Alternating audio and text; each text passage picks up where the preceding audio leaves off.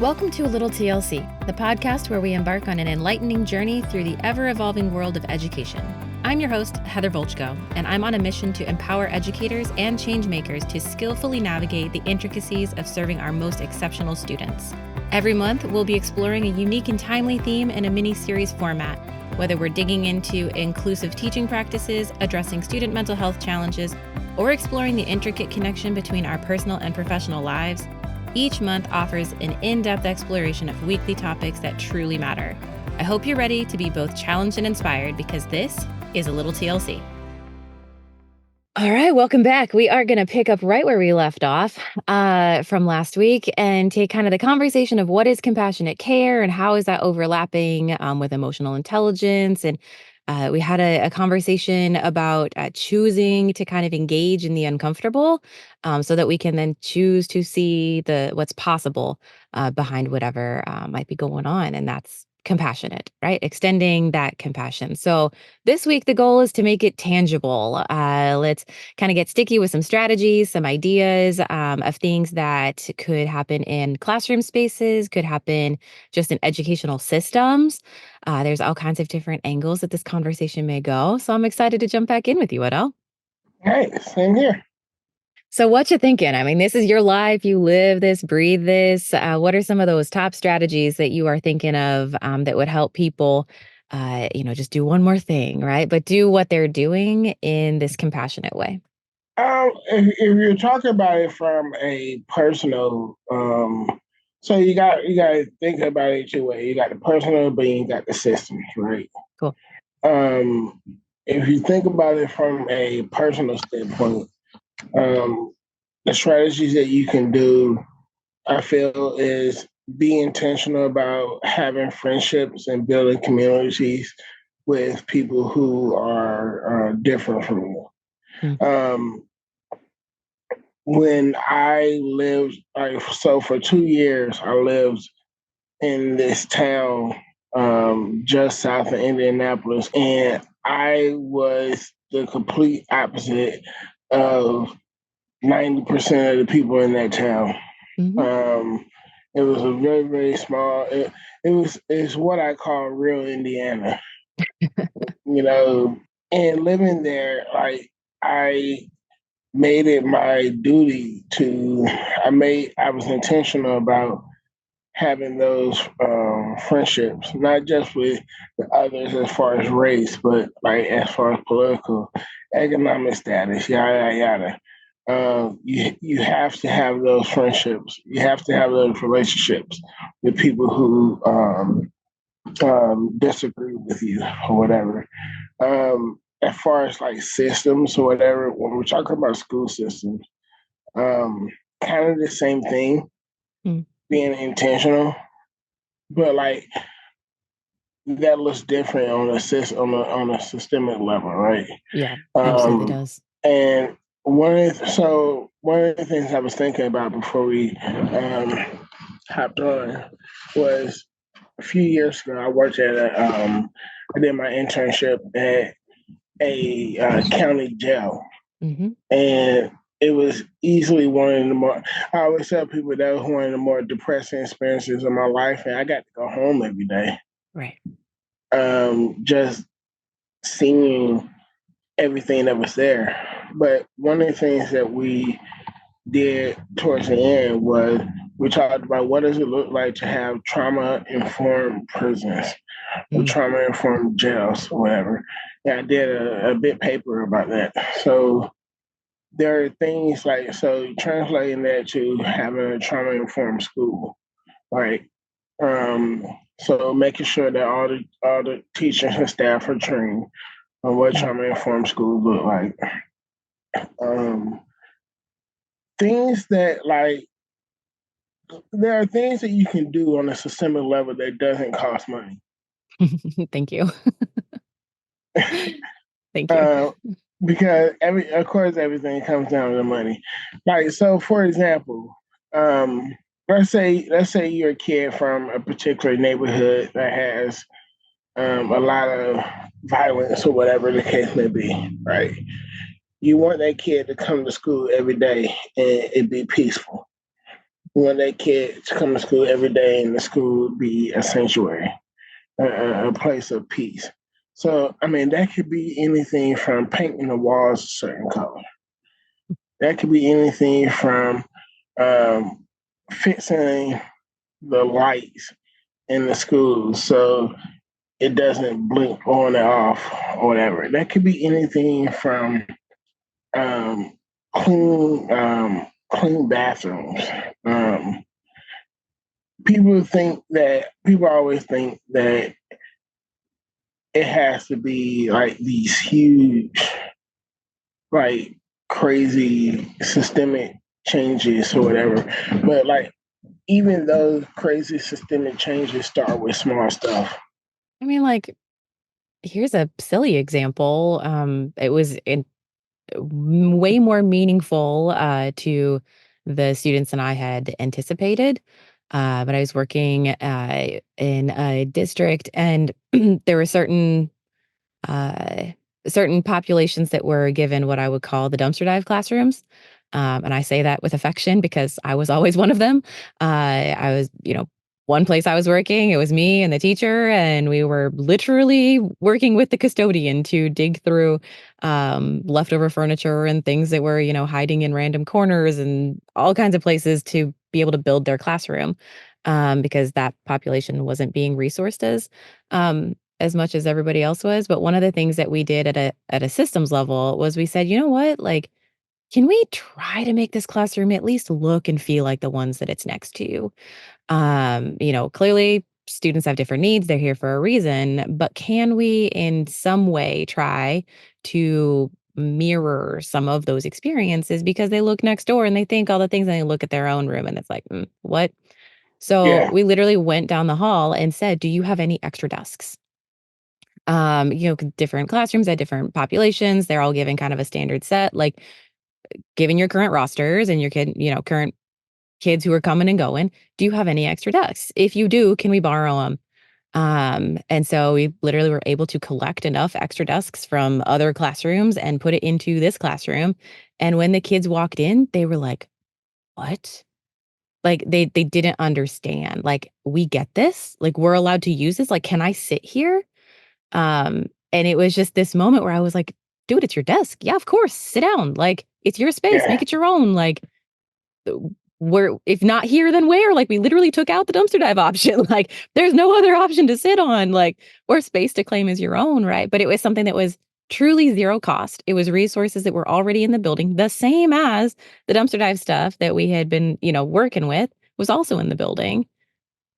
But like it had such a crazy impact and I didn't understand that for me, I was just like, well, same, right? Like what they get, what we get, like let's figure it out and work it through. But there was such this like ripple that came through that they were like, wait, how did we get these? Like, what's going on? And they had all these other bigger questions that I was just like, it's furniture, right? Like it's just furniture. But to them, it was so much more. It was so much bigger. So that reminds me of like where I go to that is I think too often people don't understand like just the psychological damage that is done to a kid who is clearly brought up into a quote unquote less than environment. Like that does like you may not always be able to articulate it. You may not always be able to verbalize it or whatever the case may be, but the damage that it does on a person, knowing that everything in society points to them being less than. Yeah, and Like it's it's wild, like, yeah. the assumptions that are made on both sides, right? Like, people who've walked through things, people who haven't walked through those things, um, but just the natural way of seeing the world, the natural way of the conclusions that are obvious, um, are are just not. They're just simply not the same. And that gets back to what we were talking about before, as far as like assuming that kids are like Like they know. Kids know. Yeah. Like I don't care how young you are. You could tell when stuff is not Well, and let's be real, students who are walking through stuff and having to make sense of their own world in maybe adult kind of ways, right. they've got, if you want to call it the sixth sense, the spidey sense, the whatever, and there's tons of academic terms that we can wrap around this, but they can read BS a mile away. Right. So like when I don't know, when I think of what does compassionate care look like in schools, I'm thinking like we're just demonstrating it. We're modeling it, right? Like by how we are choosing to attend to them, what they're dishing out and how we're dealing with that. If it's through our words, through our actions, just in general, like we are choosing to be good humans. Right. Doesn't necessarily mean it's gonna automatically turn around and they're gonna be amazing right back to you, right? Like, they've walked through Right. some stuff, and they're gonna need to figure out that you're not just a words person, that you actually mean and are genuine in what you're kinda putting out there. But it truly is just, like I think you were saying last week, be who you want them to be to you, right? Like demonstrate that golden Right. rule, like treat others like you would want to be treated. And then it is up to every individual person to make those choices, but we don't have to make those choices for them. We get to position ourselves so that they could actually make a choice, as opposed to just giving us back maybe what we're dishing out. Right. Absolutely. Absolutely. And you pitch it to the higher ups that, hey, this is some stuff you could do systemically that will make an impact, that will show that compassionate care in school. And guess what? It's free 99. Yeah. Well, and I mean, truly, like, we're having this conversation about classrooms and teachers and students, typically, or at least staff and students. But there is something to be said for also colleague to colleague, administrator to teacher, teacher to administrator, but within the adults, that the same thing I think is true. That if we're going to turn around and tell people who are interfacing with students, you need to be acting, doing, being this kind of way, then we need to also be creating a system and modeling in our own, you know, interactions or our own demeanor, our own professional choices amongst adults so that we are then treating each other that way as well. And that to me, sometimes in education, I feel like we can be do what I say, not what I do people. Yeah. Where we put those expectations out there, but we ourselves are not maybe living those out. And I think that's where, I mean, last week you were like, thank you, teachers, right? Like, my gracious, there's so many things, right? Like, thank you, but I think part of that is because they are the ones expected to do, right? And then simultaneously, they are situated in a system that is telling them what to do, but they themselves are not experiencing what they are turning around and, you know, being expected to provide as an experience to their students. Right. Right. So my question for you is, why do you think it's so difficult I for think is, adults? yeah, people are just stretched too thin. That there's too many things, too many demands. If I may be so bold, in the education system, there's always a new mandate, and you can't even finish the old one before the new one comes out. And most of them, if not all of them, are underfunded or rarely or not at all funded. And all the expectations are still there. All of the expectations are still there. And so when you're trying to figure out, like, okay, so I have to do all of these things, is anyone actually looking at all of those things collectively? And so, like, I can say that in different roles that I have had, part of what I have done is said, okay, let's look at, okay, this is your expectation of this program, this staff, this building, whatever. Um, and okay, got it. Go to someone else or some other department or some other entity, some other, reporting component. This is what those expectations are. Here's what the requirements are. Do that again, do that again, do that again. Literally wherever those things are coming from. And then look at all of it. And there's so many times that there are expectations or mandates that actually contradict, or could not actually be done together. Like if you're doing one, by definition, you cannot accomplish another. But yet all of the expectations exist. All of, those metrics, all of those things are still there. And then all of a sudden that teacher, that team, that program, that building, that district, that whatever, is on the hook for speaking to all of the things when in reality, all of those things are coming from individual, kind of like siloed Yep. or splintered entities. And no one's standing on the receiving end, turning back around and going, y'all, some of this stuff doesn't even play nice together. Like, how are we supposed to do all the things? Because the two of you, like, we can't make both of you happy. So do we just need to make Clearly, the choices? left hand and the right hand Yeah, aren't talking. exactly. And then that experience, right? You never feel like you're doing what you're supposed to be doing because no matter what you do, someone is going to have a true critique of whatever it is because you've gone with one and not the other. And just kind of navigating that experience.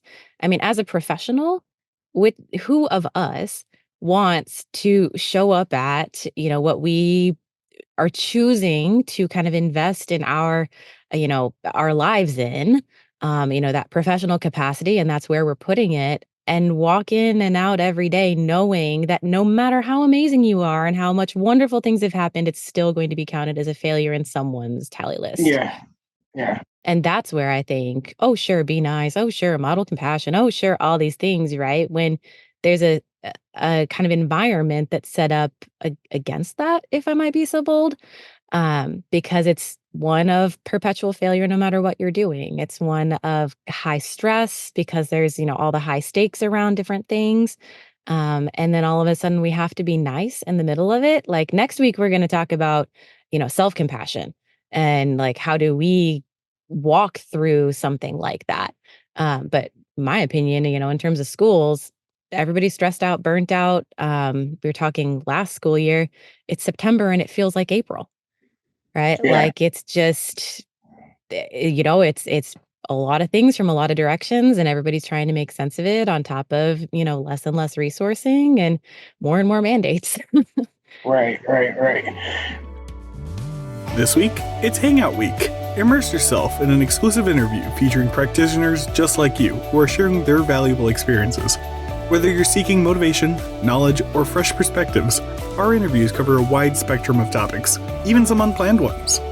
We have found that pre-recorded interviews offer the flexibility you need to listen, pause, and revisit the conversation whenever is good for you. And did we mention you can earn continuing education units too? But that's not all. By becoming a member of the TLC Network, you gain access to professionals committed to walking this experience together. Learners get access to valuable webinars, enriching workshops, and engaging guest hangouts. Supporters gain access to our vibrant online community, monthly Q&A sessions, and joint discussions in a little PLC. Clever, right? Either way, you'll be among the first to access our podcast and blog pairing every week. Nurture your curiosity, broaden your perspectives, and ignite your passion by joining us for this week's Hangout. The reason I asked you that question, it's not just in education, right? It's in Right. social work. Exactly. Human services It's in general. human services in general. At a certain point, the people that I don't know if it's like a personality type. I don't know if it's like I have no desire to be in management. I have no desire to be in management whatsoever. God bless people who are in management. But that's not for me. Mhm. And like some people may say, "Oh, well, maybe you would be great in management." No, I would lose my freaking mind in management. I'm trying my best not to curse on here. Uh, what I really want to say, but at a certain point, those like the administrators, the people that make the decision, like they come from usually not all the time, unfortunately, but like where do they lose that ability to be compassionate? Like once they get to the upper level, like what are we missing here, people? What like Well, I think I'll speak on behalf of some of the teams that I've gotten to work with across the years. I think the administrators who have walked through the classrooms and they are continuing to choose to be present in the halls and, pop into rooms, not just for like a publicity stunt, but truly because they care for their people, and their people being their staff so that their people can care for the little people. Um, those are those are the dime a dozen, right? Like those are the ones that are practicing what they preach. They're the ones who are saying this is what you should be doing, and I'm going to turn around and do that too. Um, I've met administrators that do that, that are both kind of walked through the classroom and they've walked into administration and they're turning around trying to do some of that systems work, so that that maybe their life as an educator could have been different, or would have been supported in a way that they felt would be more effective for their practice, right?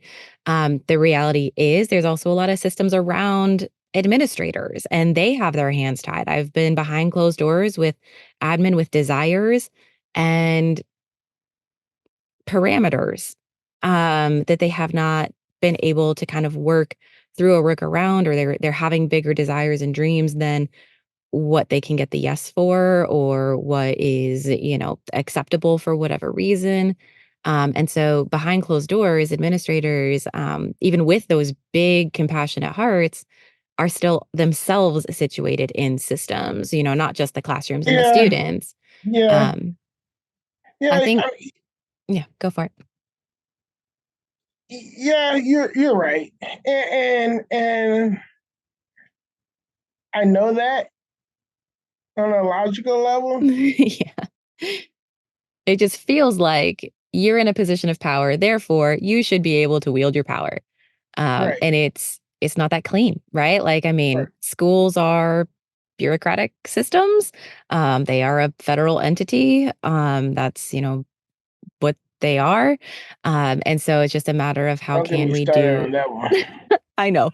But that's where I think, some of these conversations we're having, yes, I will agree with you. They're just human services things, right? Parts of this shows up in behavior analysis, where we're talking about, within clinics and how are clinic managers treating, their employees or their contractors or their service providers, and how are they, managing with insurance, and how insurance is actually driving some service provision, right? And that happens in social work and just things like that, right? There's systems.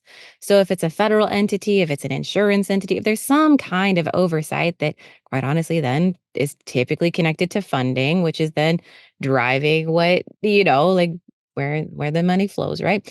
Yeah, But so like it's still a systems thing. So that even the people that are the most compassionate and the biggest advocates, not just for those that they are serving, but those that are doing the serving with them as well, even with all of those things, sometimes, and I think a lot of times, there is an aspect of systems, kind of around that. And sometimes the art, in my opinion, is understanding those systems so intricately well that you can then bend it without breaking it. And you can stay within the parameters and you're not going to get in trouble. You're not trying to, completely upend the table of the system, which you know me, sometimes I'd love to.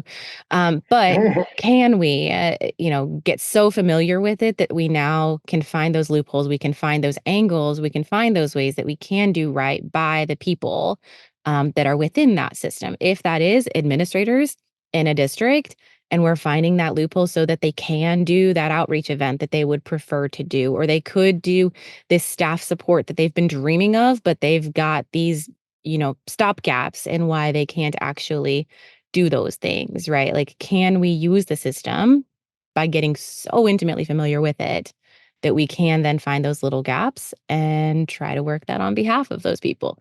Yes, of course, you know me, like, well, we're trying to fix the system too, but can we work within Yeah. the system while we're almost kind of working against it? Do you play chess? No, nope. Okay. So, uh, and like what you said reminded me. I use chess a lot with my Hmm. clients. Yes. I use chess almost every day with my clients. Obviously, a lot of times we're talking about like impulse control, making the right decision, stuff like that. Hmm. But when you talk about playing within the system or whatever, it chess popped in my head. And it's like knowing what pieces to move, when to move. The pawn is like my favorite piece on the board because you think the pawn has no power and it has no leverage. Yet if you know how to play it right, the pawn can be the most powerful thing on the board. It can change the game. It can ultimately end up winning the game for you or whatever. At the end of the day, we're pawns. We're pawns. So it's like, how do we maneuver within the system? How do we learn the system? How do we position ourselves to maybe get to the other side of the board and become a queen or another piece that's lost, or maybe get to the other side of the board and check or checkmate or whatever the case may be. I love that. One of our people in the consultancy did amazing work before joining the consultancy, and then was leveraging those skills within school systems. And they were like, "Heather, this isn't chess, this is 3D chess." Right? Yeah, Like, because it's yeah, like, yeah, you're playing chess to, do what we're there to do, right? But in order to actually do that in a sustainable and like long-term impactful way, it's a whole other dimension that you're, playing 3D chess and to kind of work within systems. yeah. And you have to look at, yeah, you're right. You're not just looking at one board. You're looking at like 3 or 4 different boards at the same time, and they all affect each other or whatever. Exactly. That that's why, like I said, paint the walls, fix the lights, keep the bathroom clean. You Yeah, know simple that that things. that humming noise that is annoying. Like I went to, I mean, you're like, yo, I can't make this up, Heather. I can't make this up. The summer between my junior and senior year of high school, um, a huge portion of the building collapsed. Yeah. And that's, I mean, you're speaking to one corner of the country, but that is a Right. very real experience. And if I continue on the system soapbox, right? Like local funding is from locale, right? So whatever the community resources are is what enables the school or the district, whatever entity you want to call it, but that, public schooling option in that locale is contingent on the resourcing Yeah. that is available in that region, right? That's why you see so many charter schools pop up Absolutely. because like there's just no funding to do anything respectable. And of course, charter schools come with a whole nother system and a whole Yep. nother It's always a system. always a system.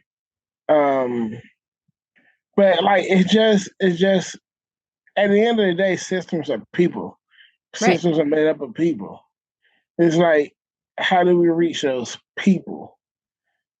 Like, irregardless of the system, how do we reach those people who make up that system? Like, yo, let's take a step back and like let's figure out a way to better design this. I'm a bit believer in Einstein's theory of insanity.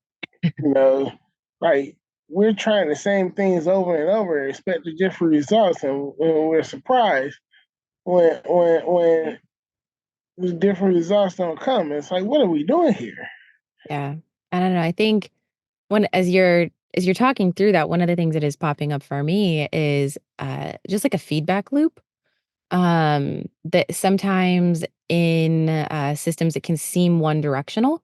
And quite honestly, in some systems it is, right? It's typically in systems going to be top down, top being from whatever like the governing or authority entity is, down to anybody who's maybe responsible for implementing that. And that can be pretty much any system. But effective systems, or systems that can be responsive or can grow and change, and then, quite honestly, then stay relevant and functional over sustained periods of time, there's a loop. And so that means that then it's bottom up. There's feedback that is provided from the bottom up the system, that is then honored. And then things are adjusted, or, what can or can't be fixed, or, at least something tried different. Doesn't even have to be like corrected, but can there be an adjustment? And then that is now permitted, and now that flows down, and then that, either works or doesn't work out, or there's pieces that do or don't, and then the feedback flows back upstream for additional adjustments, right? Like that feedback loop, um, that is what we expect of our classrooms. We expect that teachers are creating a system in which students can learn. And then if that is or isn't working, they're looking at their students and they're trying to figure out what's not working. And then they're adjusting their system in order to be able to better meet the needs of their students. Like that feedback loop is expected. And then at the building level, to a certain extent, there is also sort of a feedback loop, right? Where teachers, educators, classroom, or staff can then provide feedback to administrators as from the administrator's expectations. But then a lot of times, administrators are more middle management, where they're actually just the conduit through which district expectations are coming. And so then building administrators can provide some of that feedback back to the district to advocate on, some things that may or may not be impactful and sort of shifting the situation, right? And then it's up to the district and then by proxy, then the building administrator to be able to flow that back through and see if it, actually resulted in anything. And then that same, you just get bigger and bigger and bigger as that magnitude expands. But it seems like at some point there's a stopgap. So either it's a teacher who says, no, I'm good at what I do, and the kid is broken. So I'm fine. The kid's the issue. Right. And then you can literally take that exact same perspective and make it bigger. Right. So Make then it it's the bigger building and bigger administrator and that goes, bigger. no, you're the issue. This is fine. I'm fine. Like you're being fill in the blank, whatever. Right. And then maybe it goes up to the district. No, no, no. Like that's just you. That's just your building. That's just your, corner of the community. Right. And there's a stopgap where the feedback may be provided, but it is not honored. And then there's no adjustment. And so there you go, Einstein's, relative insanity. So it's just going, at what point, can we take that potentially one-way system and actually have an effective feedback loop that keeps that system effective, and that it's actually sustainable and it can be responsive to what those needs are. We expect it at the classroom level. And then it seems like the further and further and further out from there that we go, either the harder it is or the less responsive it is or what. Yeah. But it doesn't always have a true, genuine feedback loop that is honored with those adjustments and then, continuing to perpetuate that feedback. Yeah. And that's true in every system. That's true Hmm. in any system. Like Yep. if you don't have that consistent, like you have to have you're listening to the people who are on the ground, the people who are in the school setting, of course, that starts with the students themselves. Right. It starts with the students themselves. And if you're not listening to the students themselves, it's like, what are we doing here? Especially in school systems, right? Aren't we designed to Yeah. serve them? But Right. gosh, there's a lot of messy stuff to make that happen, isn't there? Oh my God, yeah. No, I'm always trying to think of like just different ways to, and that's probably why I don't want to be in middle management because I don't want to be a part of it, right? I Yeah. want to be the person on the outside looking in, just being like, what can we do different? What, and not even coming at it from always a judgmental Right. lens or whatever, but like just It's the same way of looking at anything. What's working, what's not working. Okay. right, If it's working, cool. Not broke, don't fix it. And right, then if it's not working, okay, what are our options? What are our angles? And I share that because that's kind of my professional trajectory, right? Like I started in the classroom and then at a certain point in my career, kind of realized what is impacting my ability to do what I do is bigger than me. yeah, And that came from walking through some situations with some students that I was like, that's just not right. Like, that's not yeah, okay. So how can I, and like, what position do I need to have to be able to impact something bigger than what I can control in my four walls? And that's kind of where I've grown, right? Like, then that's the work that I kind of continue to do in a whole bunch of different capacities. But it is very similar to you in that perspective of going, like, I can control what I can control, right? But if there are other things outside of me that are actually undermining my ability to do right by whatever it technically is within my control, well, then it's not actually. And like, those are the things that need to adjust, not even correct, like just shift. And that kind of goes back to what's working, what's not working. Cool, keep what's working. And if it's not working, what about it isn't working? What are Yeah. some, other angles that we could do? Like, I'm not saying just throw it out, right? But like, what else can we do that still aligns and abides by whatever parameters we have to live within, but can maybe result in different impacts on different people to potentially then have different outcomes. And that's why I made the comparison to chess, right? Mm-hmm. All right, if you play a game of chess and you keep doing the same dang thing over and over again, and like if you keep on bringing your queen out too early or whatever, and your queen keeps getting taken, but like Yep. that's idiotic. That's stupid strategy, right? If you are playing a certain way and you're not paying attention to the way your opponent's playing, that's idiotic. That's stupid. That's gonna get you. You're gonna lose all the time. Mm-hmm. And we have to like just look at the whole thing.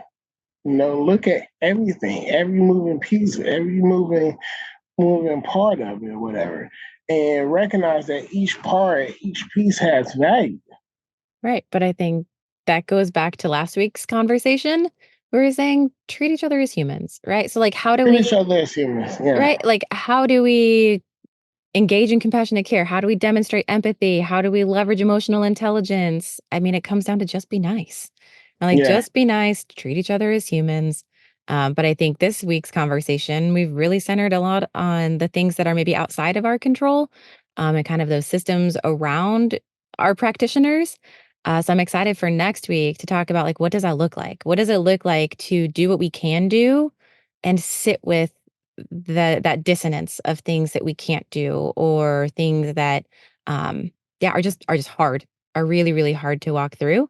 How do we do that as practitioners and choose then to still in the midst of that heaviness show up and demonstrate that compassion and remember that everyone around us is human when we ourselves are also walking through it and struggling as well.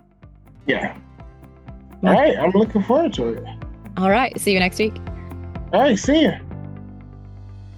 Hey, before you jump back into your busy life, we want to invite you to head over to thresholdlearning.org, your one-stop destination for all things TLC. Here you'll find our blog with this episode's show notes, our ever-expanding bookshelf of resources, and anything else we've talked about. Trust us, there's a ton of benefits waiting for you to explore. Just head over to thresholdlearning.org, click on network, and we'll see you on the inside. Sharing the podcast with your colleagues is the easiest way to support the show. You can find us at Threshold Learning TLC on Facebook and Instagram. A personal recommendation is by far the best way to share the podcast. Let them know they can listen on iTunes, Spotify, and anywhere else they catch their podcasts. Just be sure to leave a rating and review on your favorite platform. You can email us at info@thresholdlearning.org. We always enjoy connecting with fellow educators and champions for educational justice. You can find everything you're looking for at thresholdlearning.org. See you there.